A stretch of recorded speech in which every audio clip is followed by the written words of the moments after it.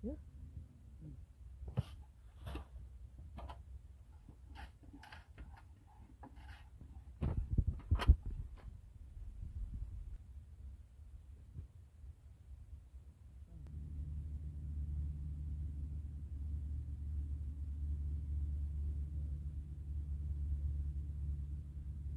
আজকে আমরা আবার একটা নতুন ভিডিও নিয়ে মাছ চাষ কীভাবে ভালোভাবে করা যায় সেই উপলক্ষেই একটা নতুন চাষির পুকুরে উপস্থিত হয়েছি। আচ্ছা, এই যে তুমি পুকুর চাষ করছো এটা ঠিক কতটা জায়গায় করেছো? এক বিঘে এক বিঘে জায়গার উপরে এক বিঘে করা হয়েছে। আচ্ছা, এই যে পুকুরটা তুমি চাষ করছো আমার দেখে মনে হচ্ছে, প্রকৃতিকে দেখে মনে হচ্ছে এটা আগে ধানের জমি ছিল, তাই তো? হ্যাঁ হ্যাঁ। তাহলে হঠাৎ তোমার এই ধান জমি ছেড়ে হঠাৎ পুকুর চাষ করার তোমার ইচ্ছাটা কেন হলো? ধান জমি, এক বিঘে জমিতে ধান চাষ করলে 12 থেকে 14 বস্তা ধান হবে। আচ্ছা, 14 বস্তা ধান এখন যা বাজার মূল্য, ধরো 14 বস্তা ধানের দাম 14,000 টাকা। 14,000 টাকা, রাইট। 14,000 টাকা বিক্রি হয়। কিন্তু এই এক বিঘে পুকুর যদি কাটানো হয়, অন্তত বছরে এই এই জমি থেকে অন্তত 40 থেকে 50,000 টাকার মাছ বিক্রি হবে। আচ্ছা, প্লাস এর পাড়গুলো আছে, এখানে বিভিন্ন রকম গাছপালা, সবজি চাষ, কলা চাষ, এগুলো করলে আবার আরও কিছুটা সেখান থেকে income একটা হবে। ইনকামের আমরা রাস্তা হ্যাঁ, খুঁজে রাস্তা পাবো। পাবো। এখন লোক বেশি, ওই জন্য বের কেটে নিচ্ছে। বের কেটে নিই। আচ্ছা আচ্ছা, তো এই পুকুরে ঠিক কী প্রজাতির মাছগুলো আছে? এমনি মিশ্র মাছ আছে, মিশ্র মাছ, ঠিকই, তবু বলো দেখি। রুই, মৃগেল, কাতলা, আবার সিলভার আছে সিলভার রয়েছে, হালকা, বাটা রয়েছে, বাটা মাছ রয়েছে হালকা, তেলাপিয়া কিছু তেলাপিয়া আছে। হালকা হালকা আছে, মিশ্র চাষ হয়। তার মানে সবটা মিলেই চাষ করছে। আচ্ছা, এই খাবার কি দেওয়া হয় পুকুরে? এই খাবার গুঁড়ো দেওয়া হয়, পিপি, আবার আচ্ছা, ভাতও দেওয়া হয়, খোল আছে ওর সাথে, বাহ, কখনো কখনো তাহলে মিশ্র চাষে এই সব খাবারগুলো দিলেই মনে হয় দিলে যথেষ্ট ভালো। খাবার হ্যাঁ, খাবার দেওয়া। ভালো। তা সারাদিনে ঠিক কবার খাওয়া দেওয়া হয়? এক দুবার দেওয়া ভালো, কিন্তু একবার দিতেই হয়। দিতেই হবে। দুবার সেটা দেওয়া ভালো। কখন? এই টাইমটা? এই বিকালে একবার, সকালে একবার। সকালে একবার, বাহ। আচ্ছা, আপনি যে পুকুরে মাছ চাষ করেছেন সেখানে ঠিক কত, মানে কিরকম সাইজের মাছটা পুকুরে ছেড়েছেন আপনি? 75 আর 100 গ্রামের মাছ আচ্ছা ছাড়া আছে। আচ্ছা, তো এই মাছটা ঠিক কতদিন পরে আপনার তোলার ইচ্ছা আছে? 4 মাস থেকে 5 মাসের মধ্যে। মধ্যে সেটা কত মধ্যে গ্রাম সেটা ওয়েট তবু ওজন আসতে পারে? 700 গ্রাম। 700 গ্রাম। আচ্ছা, মানে ওই 4 মাস পরে তুললে তাহলে একটা হ্যাঁ, আর্থিক সমৃদ্ধি মুখ আমরা দেখতে পাবো, বা হ্যাঁ, একটা প্রফিট আমরা পাবো পাবো। ওই 4-5 মাসের মাঝে। হ্যাঁ, আচ্ছা আচ্ছা, ইদানিং দেখতে পাচ্ছি যে অনেকে এই যে পুকুরে মাছ চাষ করছে, মাছ চাষ করার পাশাপাশি এরকম ছোট ঘর করে এখানে মুরগি চাষও করা হয়। হ্যাঁ। তা মুরগি চাষ করলে এই মাছের সঙ্গে এটা চাষ যদি করা হয় আমাদের এই যে কী লাভ হতে পারে এর থেকে? মুরগি চাষ হলে এই মুরগির যে খোরাক, মানে যে ওদের যে, মানে আমরা যে যে খোরাকটা পাই, মুরগির যে বজ্র, বর্জ্য আচ্ছা, আর কি, ওটা সেটা মাছের খাবার হ্যাঁ, হিসাবে পাওয়া যায়। সেটা মাছের খাবার হিসেবে অনেকটা ওদের সেভ হয়। সেভ হয়, খাবারের দিক আর থেকে ওই অনেকটা খাবারটা খেলে আবার মাছ বাড়েও প্রচুর, গ্রোথটা বেশ ভালো হয়। বিশাল growth হয়। আচ্ছা আচ্ছা, এখানে আপনি ঠিক কী মুরগি চাষ করেছেন, মানে ব্রয়লার মুরগি না দেশি যে ককগুলো হয় সেই? হ্যাঁ, ব্রয়লার মুরগি। ব্রয়লার মুরগি চাষ করলে ওরা ওরা কী খায় ব্রয়লার মুরগিগুলো? মেষ খায়। মেষ খায়, তাহলে সেই মেষ তো অলরেডি মাছ খায়, সেটাও থাকবে। মাছ খায়, খায়। বাহ, তাহলে আপনার মতে যে পুকুরের চাষের সঙ্গে সঙ্গে যদি আমরা এরকম ঘর করে মুরগি চাষও করতে পারি, হ্যাঁ, তাহলে তার বজ্র থেকে, মানে যেটা বজ্র পড়ে যাবে সেটা পুকুরে মাছের জন্য ভালো খোরাকি তৈরি হবে এবং মাছের গ্রোথটাও বেশ ভালো হবে। হ্যাঁ, তাহলে আপনি বলতে চাইছেন যে মাছ চাষের সঙ্গে সঙ্গে মুরগি চাষটা করাটাও লাভজনক আমাদের লাভজনক পক্ষে। হবে। তখন আবার এই খাবারগুলো আর লাগবে না। অতটা লাগবে না, লাগবে না। পরিমাণটা হালকা। হয়তো একটু কম লাগবে। হালকা। বাহ, তাহলে আমাদের চাষি ভাইদের এটাই বলা দরকার যে মাছ চাষ করার সঙ্গে সঙ্গে যাদের মোটামুটি একটু জমি বেশি থাকবে তারা এক সাইডে মুরগি চাষও করতে পারে হ্যাঁ, হ্যাঁ, এবং এখান থেকে আর্থিক সমৃদ্ধি তারা আশা পাবে, করতে পারবে। পাবে। বাহ বাহ।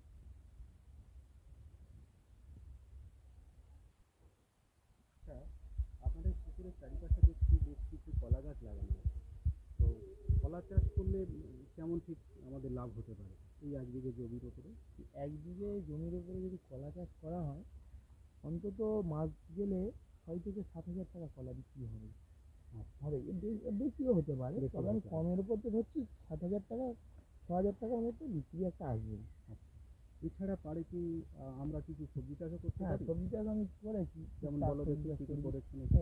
পেঁপে গাছ দিয়েছি, বেগুন দেওয়া আছে, বেগুন গাছ, ওদিকে পুঁই শাক দেওয়া আছে, লাউ দেওয়া আছে, বাহ, তার কলা মানে গাছও দেওয়া আছে সবজি সাথে চাষ সাথে। করে মানে আমাদের গৃহস্থের যে সবজির যে প্রয়োজনটা সেটাও আমরা মাছ চাষের সঙ্গে সঙ্গে পুকুরে পাড়েতে সবজি চাষ করেও মেটাতে পারি। হ্যাঁ হ্যাঁ হ্যাঁ, এবং ঠিকঠাক, হ্যাঁ হ্যাঁ, মিশে যাবে। বিক্রি করে আর্থিক দিকেও আমরা সমৃদ্ধ হতে পারবো। হ্যাঁ। বাহ।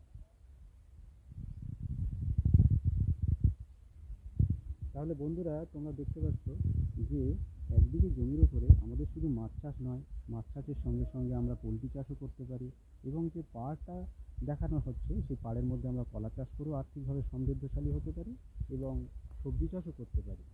তার মধ্যে বিভিন্ন সবজি উনি যে নামগুলো করলেন, লাউ থেকে, কুমড়ো থেকে, বেগুন থেকে, পেঁপে গাছও কিছু লাগানো রয়েছে দেখছি।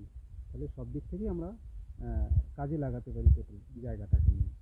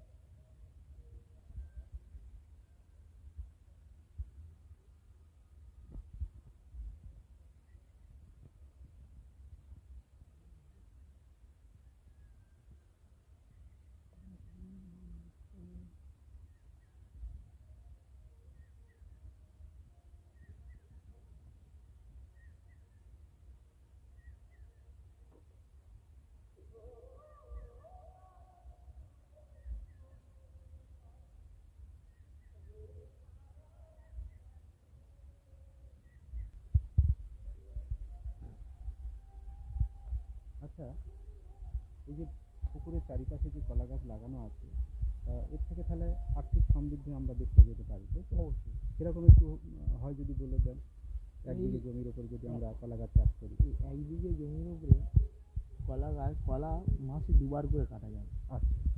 অন্তত এক বিঘে জমি খুব যদি ভালোভাবে চাষ করা যায়, অন্তত 15-16 বোন করে কলা দেবে, 16-17 বোন কোন করে কলা দেবে, প্লাস 20 বোনও হয়ে যাবে। আচ্ছা। তো হবেই। এবং মূল্যটা কেমন পেতে এবং পারি? এখন বাজার দর ধরো 180 থেকে 200-র মধ্যে কলা হবে এখন পোন এক পোন কলার দাম 180 থেকে 200 টাকা পোন। এবং সেটা বছরে আপনার কপন কলা হতে পারে তবু এখানে? এখানে মাসে অন্তত মাসে 30-35 টোন, ধরে রাখুন মাসে 35 টোন কলা পাবেন। মাসে পাবেন 100%। আচ্ছা, মাসে তাহলে 30 থেকে 35 টন কলা আমরা পেতে হ্যাঁ, পারি। পাবেন। এক টন কলার মূল্য হচ্ছে 180 থেকে 200 টাকা। 200 টাকা। এবার বছরে আমরা হিসেব করে আপনারাই লাভের অংশ আশা করি সেটা বের করতে পারবেন। হ্যাঁ। আচ্ছা, এই যে আপনি পুকুরটা চাষ করেছেন, তা পুকুরটা যখন প্রথম অবস্থায় আমরা চাষ করব, শুরু থেকে যদি একটু বলেন কেমনভাবে চাষটা করা যেতে পারে? এই পুকুরটা চাষ করতে গেলে পুকুরটা প্রথমে সেঁচে নিতে হবে, জলটা একদম। সেঁচে নেওয়ার পরে পুকুরটা শুকনো করতে হয়। মাটিটা যদি ফাটানো যায় তো খুবই ভালো হবে। মানে সূর্যের আলোয় বলতে চাইছেন পাঁকটাকে ফাটিয়ে দিতে ওর হবে। যে পাঁকের একটা যে গন্ধ বা থাকে, ওটা নষ্ট করে দেয় সূর্যের আলো। আচ্ছা। তখন আরো মাছটা মানে আরো গন্ধ যদি কমে যায়, মাছটা আরো গ্রোথ ভালো হয়। গ্রোথ ভালো হবে। এবারে তারপর আমরা কি দিতে পারি? এবারে এই পুকুরটা চুন দিয়ে দিতে হবে, আচ্ছা।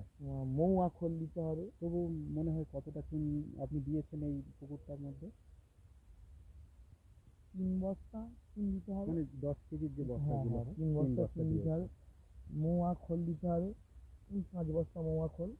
আচ্ছা, তাহলে মহাখোল 5 বস্তা দিতে হবে। আচ্ছা, মহাখোলটা দেওয়ার পর মানে অল্প জলে যখন দেওয়া হয়, মৌয়া খোল দেওয়া হবে, কিন্তু এর সাথে আরেকটা জিনিস দিলে ভালো হয়, ভুসি দিয়ে দিতে হবে, কারণ যে খাবারটা প্লাঙ্কটনটা তৈরি করবে। ভুসি প্লাস যদি কেউ মনে করে যে আরেকটু ভালোভাবে করতে চায়, সার দিতে পারে হালকা, একটু ইউরিয়া দিতে পারে, ফসফেট দিতে পারলে আরও ভালো হবে। ফসফেট ইউরিয়া মিক্স করে দিলে ওই যে খাবারের যে মাছ যেটা খাবে ধরে ধরে সেই প্লাঙ্কটনটা তৈরি হবে। তাহলে মহুয়া ফল দেওয়ার উদ্দেশ্য হচ্ছে মাছের একটা খোরাক তৈরি হওয়া। হ্যাঁ। মাছ এবারে আচ্ছা, এই মহুয়া ফল দেওয়ার কতদিন পরে তো মাছ ছাড়া যেতে পারে বলে মনে হয়?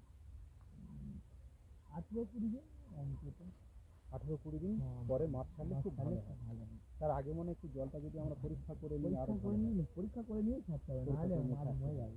অবশ্যই অবশ্যই। জলের যে টেম্পার আছে টেম্পারে মরে যাবে। তাহলে বলতে চাইছেন যে আগে অল্প কিছু মাছ, এখানে 10 থেকে 12 পিস মাছ আমরা আগে আর ছেড়ে দেখবো, দেখতে হবে যে জলটাকে তারা বেঁচে আছে বেঁচে কিনা। আছে কিনা। যদি বেঁচে থাকে তাহলে তারপরে আমরা যে সমস্ত মিশ্র মাছ ছাড়বো বলে হুম। চাষ করবো বলে ঠিক করেছি, তাহলে সেগুলো আমরা এক একে হ্যাঁ, ছাড়তে চুন পারবো। দিয়ে ছাড়তে হবে। চুন দিয়ে ছাড়তে হবে। চুন দিয়ে ছাড়তে হবে। আচ্ছা আচ্ছা আচ্ছা। ঠিকই। মানে আপনি আপনার পুকুরে এই পদ্ধতিতে হ্যাঁ, চাষ হ্যাঁ। করেছেন এবং তার ফলে লাভবানও আপনি হয়েছেন। হয়েছে।